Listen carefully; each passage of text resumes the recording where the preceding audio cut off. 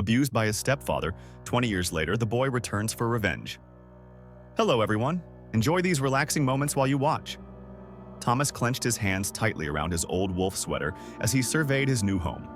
A two-story rundown house with dark brown roof tiles at the end of a small road in the village of Fairview. The bitter cold seeped through the thin window panes, but what chilled him even more was the man standing next to his mother. Bartholomew.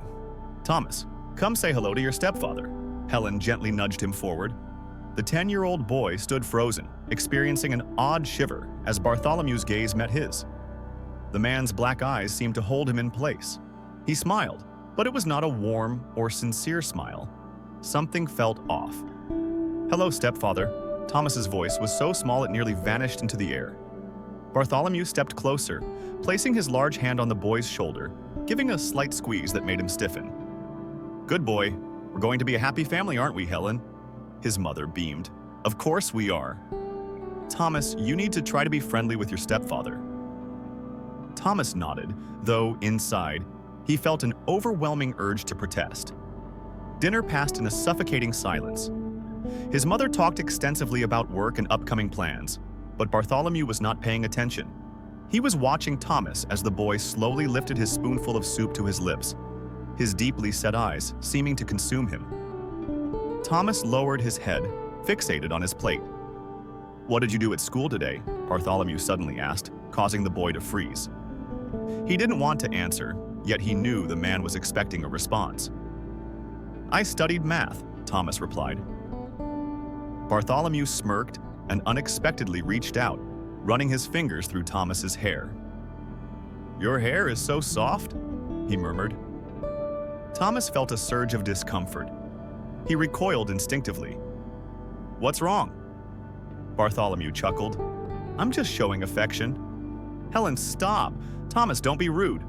Mom, it's okay, Bartholomew interrupted, raising a hand to quiet her.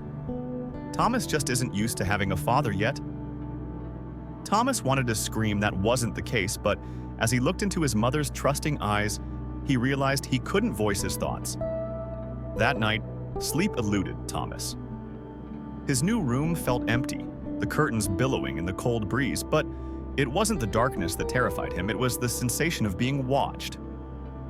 He pulled the blanket over his head and squeezed his eyes shut, convincing himself it was just his imagination. Suddenly, the click of the door echoed, and it creaked open. His heart raced as he strained to hear slow, heavy footsteps. Someone was standing at his door. The air felt as heavy as lead, as if each molecule was being crushed. Are you asleep? Bartholomew's voice shattered the silence. Thomas froze, refusing to respond. Thomas! His breath was closer now. He could feel the man's warmth just outside the blanket. Thomas clutched the covers tighter, paralyzed with fear. After what felt like an eternity, the footsteps retreated, and the door clicked shut. Thomas opened his eyes, tears pooling down his cheeks onto the pillow. He was unsure of what awaited him, but knew one thing: it wouldn't be good. The first signs appeared the next morning as he went to school with a knot in his stomach. Thomas, are you okay? It was Xavier, his best friend, a skinny boy with curly hair and boundless energy. I'm fine, Thomas lied. Xavier scrutinized him closely. You look really tired. Did something happen? Thomas yearned to confide in him, but couldn't. Who would believe him? He simply shook his head. Nevertheless, Xavier didn't let the matter drop, keeping a watchful eye on him for the entire day. That afternoon, as Thomas returned home with a heavy heart, he anticipated Bartholomew's presence. Just as he feared, the man was sitting in the living room, seemingly waiting. Where's Helen? Thomas asked. Your mother went to the market with Mrs. Angela. She'll be home late, Bartholomew replied. Each word twisted Thomas's gut. He dreaded being alone with him. Come here, Bartholomew beckoned, but Thomas remained still. Thomas, he warned, his voice dropping. I said come here. Out of necessity, Thomas stepped forward. Bartholomew's hand settled on the boy's shoulder, squeezing lightly. Are you afraid of me? Thomas was unsure how to answer. The man smiled, but it felt deceptive. Don't worry, we'll be close soon. Thomas's breath caught. He understood the implications behind that statement. Helen had left early that morning, leaving Thomas alone with Bartholomew. Thomas watched as his mother's figure vanished down the village road, his heart sinking. He didn't want to be left alone with him. "We have the whole night to ourselves, Thomas." The man's voice was sickly sweet. Thomas remained silent, trying to maintain distance. "What's wrong? Are you scared of your stepfather?" Bartholomew asked, chuckling. "I'm tired.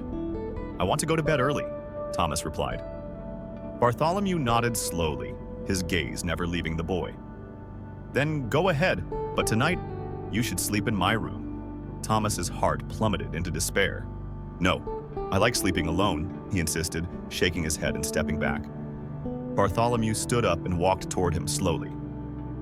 "I wasn't asking what you liked." The boy tensed, fighting back tears. The fear enveloped him, weighing heavy in every breath.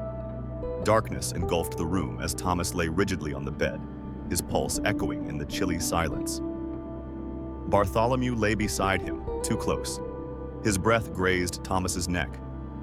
"Your mother is lucky to have me taking care of her," he murmured, his voice chilling. Thomas squeezed his eyes shut, refusing to respond. The hand on him made him jolt. "Don't, please don't," he begged, his voice trembling. Bartholomew whispered, his breath hot against Thomas's ear. "Shh, don't scream. Do you know what will happen if you make your mother sad?"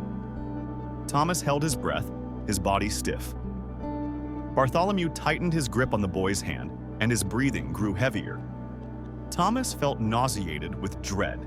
He wanted to run but couldn't move. No one was there to save him, no one would believe him, and his mother wasn't there. "The nightmare continues," Bartholomew hissed, his voice low and sinister. "If you open your mouth, I'll tell your mother you're a liar." Thomas silently cried, trapped in desperation. Bartholomew laughed hoarsely. "You don't want your mother to hate you, do you?" The boy trembled, unable to do anything but remain silent. Eventually, Bartholomew released him, patting Thomas's back as though he were a lifeless doll. "Good boy, sleep well, son." Thomas clutched his blanket tightly, his tears soaking the pillow. He wished to vanish from this world. The next morning, Helen returned home smiling. "I brought your favorite bread." Thomas forced down his tears, pretending nothing had happened, but he felt filthy. Bartholomew emerged from the bedroom wearing that same disingenuous expression. "Did you sleep well, Thomas?" The boy stood frozen, with his throat tightening. Helen smiled at Bartholomew affectionately. "He cares a lot about you, Thomas.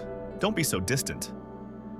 Deep down, Thomas longed to scream, to tell the truth, but would she believe him? He bit his lip, enduring the unbearable weight of his silence. "I need to talk to you, Mom." Helen looked slightly surprised. "All right, what is it?" Thomas took a deep breath. Bartholomew smirked, crossing his arms as he watched. Thomas could see the warning in the man's eyes. If he decided to speak and his mother didn't side with him, he would lose everything. "I need to tell you that my stepfather—" Bartholomew interrupted, lowering his voice. "Helen, you need to help your son. The boy needs therapy." Helen blinked, confused. "What?" Bartholomew sighed, shaking his head as if the weight of the world rested on him.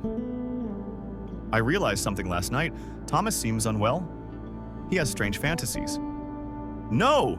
Thomas shouted, tears streaming down his face. "I'm not imagining things. You have to believe me, Mom." Helen furrowed her brows, her confusion morphing into anger. "Thomas, what are you saying?" Bartholomew stepped forward, his voice heavy with feigned sorrow. "Helen, he misses his real father. I don't blame him." "I understand you don't want another father," Bartholomew said, pretending to be patient, "but you can't make up stories like this." Helen inhaled sharply, staring directly at Thomas. "Thomas, are you making this up?" "No!" he cried out, tears streaming. Helen studied him for a long moment, her face filling with fury as she slapped him. His world blurred and a ringing echoed in his ears. "Enough! Stop trying to destroy this family." Bartholomew smiled. He had won. In that moment, Thomas realized he had lost his mother. He had lost everything. Thomas lowered his head, his small hands trembling as they clutched his stinging cheek, unable to believe that his mother had hit him. "Stop this right now, Thomas. I don't want to hear any more of your lies," Helen yelled, her voice brimming with disappointment. The boy shattered completely. Bartholomew shook his head as if deeply disappointed in Thomas. "Don't be too hard on the boy. Maybe he's just confused." In his eyes, Thomas saw triumph.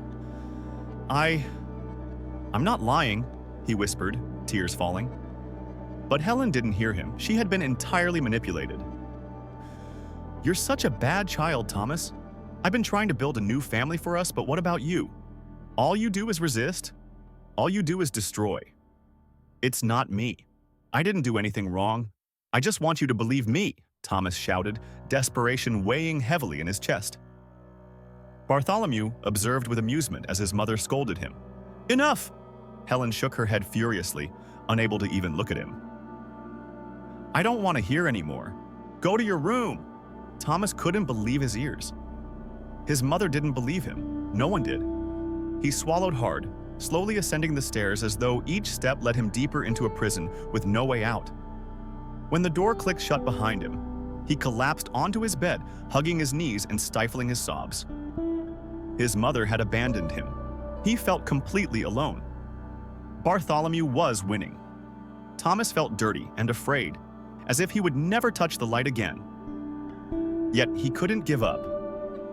He needed to find a way to show his mother the truth. The following days turned into a nightmare. Bartholomew no longer needed to hide.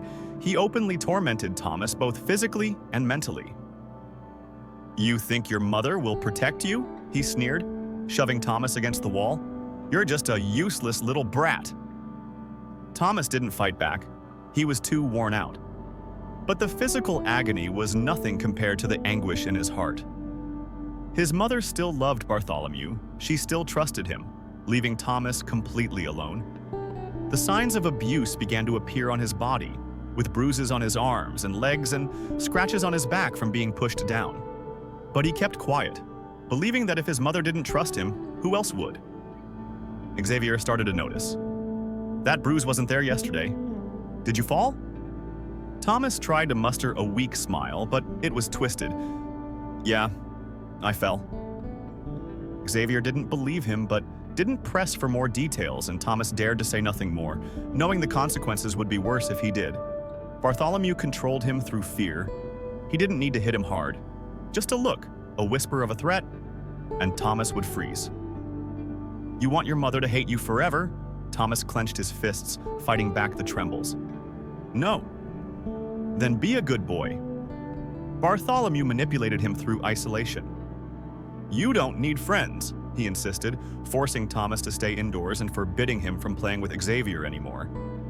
"Helen, the boy needs to focus on his family," he would say gently to his mother. Helen nodded, unaware of the truth. "You're right," she'd agree. In no time, Thomas had lost his only friend. Xavier tried to approach him at school, but Thomas stayed away for fear of Bartholomew's wrath. The man controlled him through hunger, threatening to take away his dinner if he dared to resist. "If you don't obey, you don't deserve to eat." Helen was oblivious, as Bartholomew always posed as kind when she was near. Thomas started adjusting to hunger, gradually accepting the emptiness in his stomach. As night fell again, Thomas grew increasingly afraid, knowing that Bartholomew would come into his room. The man would whisper dreadful things in his ear, stroke his hair, and laugh at Thomas as he trembled, paralyzed by the knowledge that his mother wouldn't believe him. If he resisted, Bartholomew would punish him, and at only 10 years old, there was little he could do to defend himself. Helen began to notice his transformation. His silence grew profound. He spoke less, and he grew increasingly pale and thin. Yet she didn't understand why. Bartholomew slyly planted seeds of doubt. "The boy is getting worse," he would whisper to Helen. "I think we need to be stricter with him." Helen nodded, concerned but unaware of the truth. Thomas was losing himself. He had transformed from a vibrant child into a shadow of his former self. Lacking hope, devoid of tears, and silent. He just wanted to disappear, but living in this manner was unsustainable. He had to find a way to escape, regardless of where it led him. Time slipped away quickly. He had no idea how many nights he had endured in this hell. He just felt himself growing weaker, having lost his mother, friends, and ultimately himself. But he clung to one thing: determination. He refused to let Bartholomew destroy him entirely. He would leave, no matter the cost. That night, Thomas didn't sleep.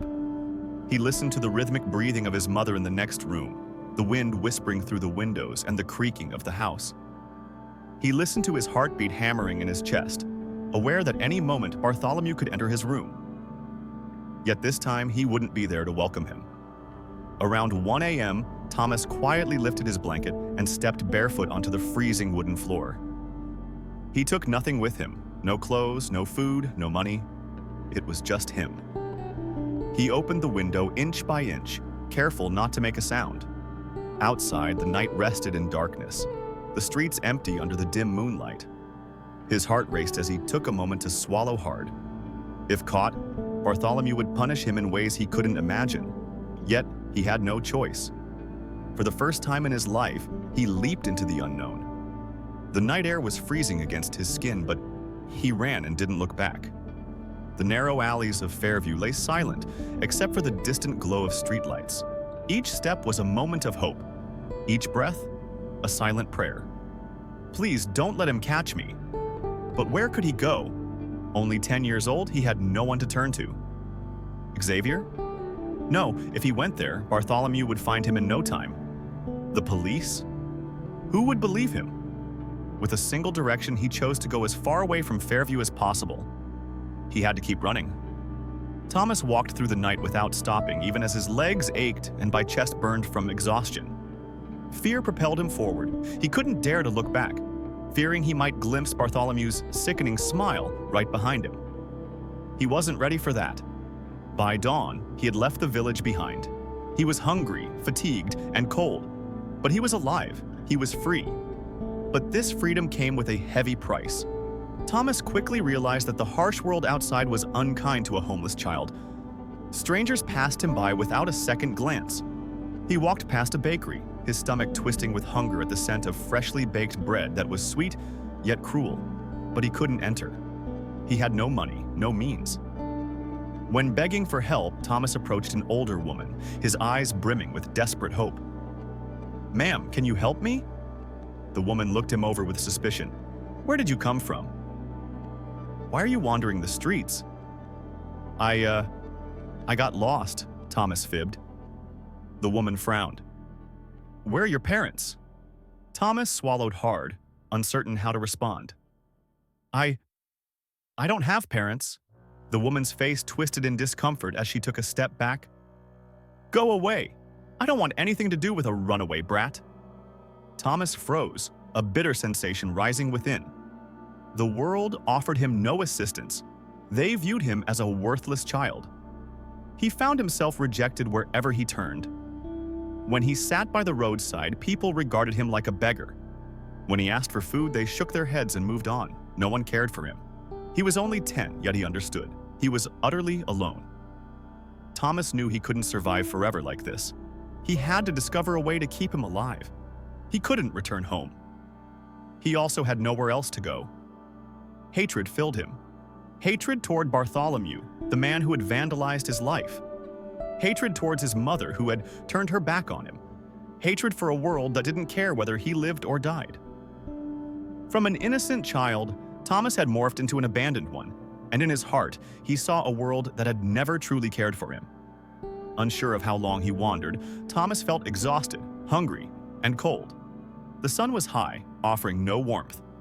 Each step felt burdensome, each breath a struggle. He had escaped that house, but now drifted, navigating a world that didn't embrace him. That afternoon, he found solace at a small park. Children were playing and laughing, romping with one another, while from a distance, Thomas watched, full of longing. For the first time, he felt like an outsider. He had once been like them, had once owned a home and a loving mother. Now, he was just a ghost. Then came a stranger's attention as a man approached. He bore a wary expression. "Hey kid, what are you doing here?" Thomas flinched, taking a step back. I... I'm just resting." The man frowned, scrutinizing him. "Are you a street kid? No parents?" The question pierced Thomas's heart like a dagger. He was unable to reply. He had parents, but his mother had forsaken him. He had nothing left to say. He whispered. But the words failed him. The man sighed, shaking his head. "You can't just wander around here. Someone's going to call the police." Thomas froze. The police would take him back home, send him back to Bartholomew. He couldn't let that happen. "I'll leave right now," he hurriedly explained, turning and fleeing. The man watched as Thomas dashed away, yet didn't follow him. As the harsh streets reformed around him, Thomas wandered into a busier area. It was loud and crowded, yet still no one acknowledged him. He felt invisible, lost in a world where he had no place. When night fell, he returned to the park. It was the only place he knew. With nowhere else, he settled on an old bench, drawing himself tighter into his jacket for warmth. The icy wind bit into him while his stomach ached painfully from hunger. But the solitude weighed heavier than hunger or cold. For the first time in his life, he realized he was truly alone. No one was looking for him. No one missed him. No one cared if he lived or died, yet someone was watching. Thomas sensed it and froze, trying to keep still. From the park's shadows, a figure emerged, a man in his 40s, unshaven and in ragged clothes. His eyes didn't exude pity or concern. They radiated something far more dangerous. Thomas felt his breath catch. He had evaded Bartholomew, but now faced another monster. "Kid, why are you sleeping out here?" The man's voice seemed kind, yet Thomas didn't trust it. I'm just resting," he stammered. The man smiled, a grin that made Thomas's skin crawl. "You hungry? I've got some bread here." He extended a half-eaten piece towards the boy. Thomas's stomach twisted painfully. He was famished, but apprehension overwhelmed him. He dared not take it. The man sat beside him. "Kid, do you want to come with me? I have a warm place for you to sleep and food to eat. You don't have to remain out here." Thomas clenched his fists, sensing danger. He leapt to his feet. "I have to go now." Instantly, the man stood and stepped closer. "Why the rush?" He moved toward Thomas, who backed away, his pulse racing. "Run! Run now!" Thomas thought furiously. With all his strength, he turned and bolted. "Hey kid, stop!" the man shouted. But Thomas didn't stop. He ran as if his life depended on it. Because it did. He raced through the dark streets, breathless and panicked, not knowing where he was headed but certain of one thing. If he hesitated, he wouldn't have another chance. Thomas kept running until his legs burned, until his breath came in gasps, until exhaustion overcame him. Then, breathless, he collapsed into a narrow alley. He had escaped yet again, but he couldn't fathom how long he could keep this up. For the first time in life, Thomas truly grasped what it meant to be abandoned. No one was there to protect him, to believe in him, to love him. He was just a child cast aside in an uncaring world, and no one seemed to take note. 20 years later, a gentle breeze swept through the small square of Fairview, carrying the scent of freshly baked bread from Mrs. Rosario's bakery. Everything seemed unchanged, but one thing had transformed. Thomas had returned. No longer the weak boy of years past, he was now a successful businessman, a powerful and wealthy man. He hadn't come back to reminisce. He had returned to confront the nightmare that had plagued him over the last 2 decades. Just thinking about the name Bartholomew made his blood simmer with rage. That man had robbed Thomas of his childhood, turning him into an abandoned, lonely, and broken child. Today, that man would pay.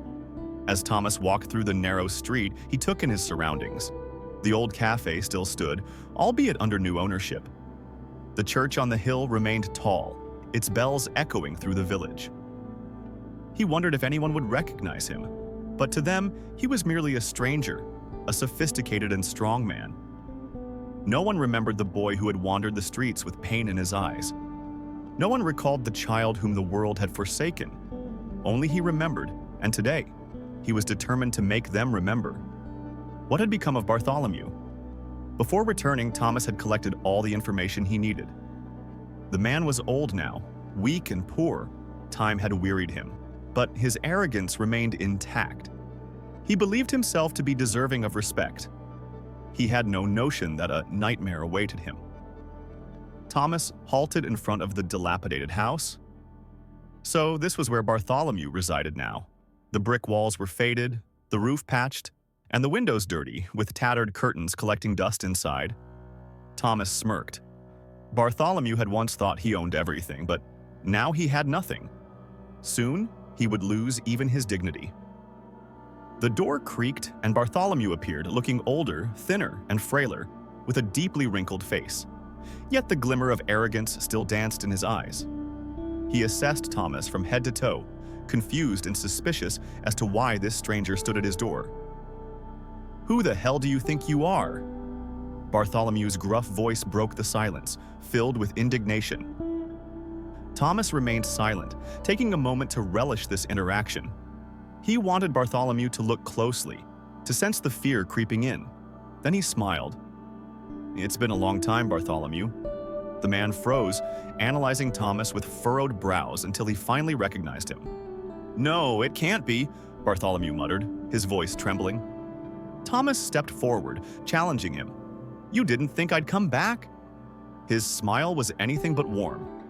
Bartholomew instinctively recoiled, recognizing that the weak boy he once controlled had transformed into a powerful man. "Thomas?" he whispered in disbelief, as if the name carried the weight of past nightmares. "Yes, it's me," Thomas affirmed, locking eyes with Bartholomew. "If I were you, I'd be very worried right now."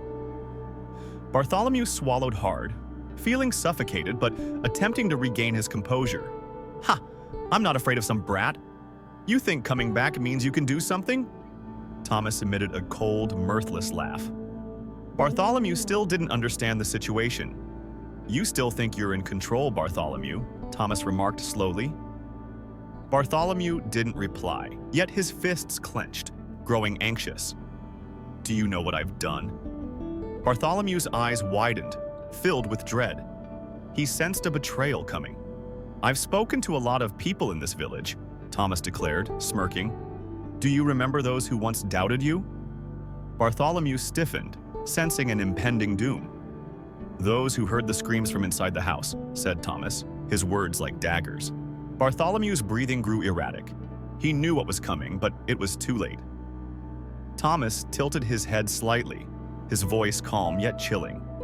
"They will soon know everything." Bartholomew's arrogance vanished, replaced with trembling fear. He realized what Thomas meant. He was about to face the truth, a truth that would shatter his life. Fairview was never so animated as that day. News traveled fast. Thomas Rivera, the once abandoned child, had returned, and he was not there for nostalgia. He was back to expose the monster who haunted him for 2 decades.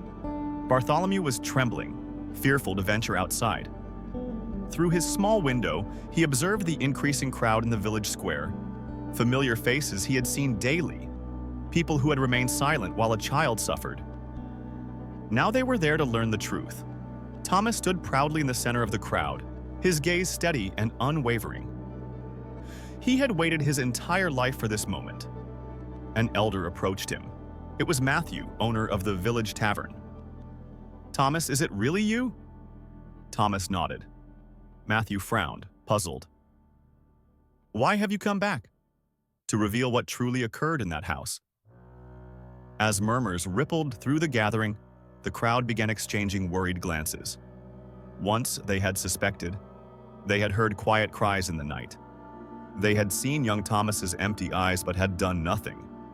Now, their silence was on the brink of shattering. Bartholomew could run no longer. He burst through the door, but the gathering turned, their gazes fixed on him. The air became thick with tension, yet he tried to maintain control. "Shut your mouth, Thomas," Bartholomew blared, his voice low, yet trying to sound authoritative. "Do you think you can come here and smear my reputation?" Thomas's smile was that of cool confidence. "I'm not smearing you. I'm speaking the truth."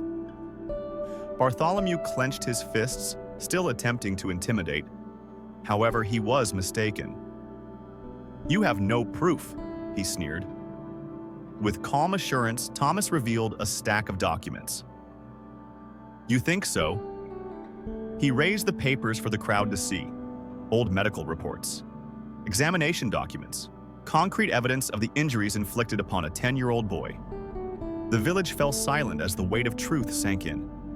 Murmurs began to swell among the villagers. Bartholomew paled. He hadn't expected Thomas to possess something so incriminating. "And there's more," Thomas continued, his voice powerful and resolute. "Who among you suspected but spoke not a word? Say it now." People exchanged whispers. An elderly woman stepped forward. I heard cries at night," she trembled. Another man, Lewis, owner of the village grocery store, muttered, "I once saw the boy covered in bruises." Bartholomew took a step back, realizing the tide was turning against him. The very people he had considered neighbors were now staring at him with outrage. Helen appeared, visibly older, her hair gray, and lines etched deep across her face. Upon seeing Thomas, her eyes widened. "Thomas," she gasped, moving closer, trembling. "Where have you been all these years?" "I was looking for you," he replied coldly. Helen's hands shook as she reached for him. I was blind. I let you suffer." Thomas closed his eyes momentarily, feeling a mix of loss and resolve. "Forgiving doesn't mean forgetting," he murmured softly. Bartholomew attempted to regain control, but the crowd didn't pay him any mind. They were too consumed with their judgment, now understanding he was to blame. "Did you think you'd get away with it?" Thomas stepped closer, locking eyes with Bartholomew. Bartholomew stiffened, panic evident. For the first time in his life, he understood fear as the police car pulled up, its officer stepping out. "Bartholomew, we have a warrant for your arrest for child abuse and domestic violence." He froze, glancing around in desperation for an escape that didn't exist. Two officers approached, snapping handcuffs around his wrists. Bartholomew struggled, screaming, "No, you can't do this to me. You're just a worthless brat." Thomas moved in closer, whispering softly, "You have no power anymore, Bartholomew." The man stiffened. His expression shifted to one of utter dread. As the officers dragged him away, the crowd erupted into cheers, reveling in this moment of justice. For the first time in 20 years, Thomas felt free as he watched the monster who had tormented him being taken away. But this wasn't the end. There was one last thing to do. Bartholomew was placed in a holding cell, physically spent from the chaos. He slumped into a chair, sweat trickling down his face. He was unable to fathom what had just unfolded. "Do you think you've won?" Bartholomew spat, filled with naivety. Thomas sat down, calm amidst the turmoil. "You still don't understand." Bartholomew clenched his fists. "You think people will hate me forever?" Thomas studied him intently. "Old, frail, broken. You defeated yourself," he stated softly. Bartholomew's face contorted with indignation. He attempted to regain his sense of control, but Thomas remained steadfast. "You made a 10-year-old boy afraid for years, and now you're the one who stands terrified." "I don't need revenge. Life will punish you," Thomas said as he turned to walk away. Outside, Helen awaited, tears glistening in her eyes as she spotted Thomas. "Can you forgive me?" she asked, grasping for hope. Thomas glanced back, meeting her desperate gaze. "You believed him over me." His tone was devoid of anger. It simply presented the stark reality. "I was wrong," Helen wept. Thomas's expression softened slightly, realizing he didn't hate her, but couldn't love her either. "Forgiving doesn't mean forgetting," he repeated, then walked away, leaving her standing alone, just as she had once abandoned him. Bartholomew was transported away in disgrace, and the villagers didn't mourn his exit. They were finished with him. From a distance, Thomas smiled, feeling lighter than ever before. He was no longer the weak boy. He was free from the clutches of nightmares.